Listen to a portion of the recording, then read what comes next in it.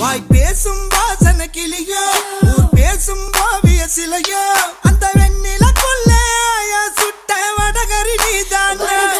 நீ போனா யாரடி எனக்கு நீ தானே சின்ன ஜனுக்கு அடி 5:30 மணிக்கே செஞ்சரு சோடா தரவா நான் உனக்கு நான் பார்த்த ஒரு தலை நீதானே உன்னால தருதல நான் தானே அட நெருப்புல விழுந்த ரசம் அரிசி புழுவ நானே மங்காத்தா ராணிய பார்த்தேனே கைமாத்தா காதல கேட்டேனே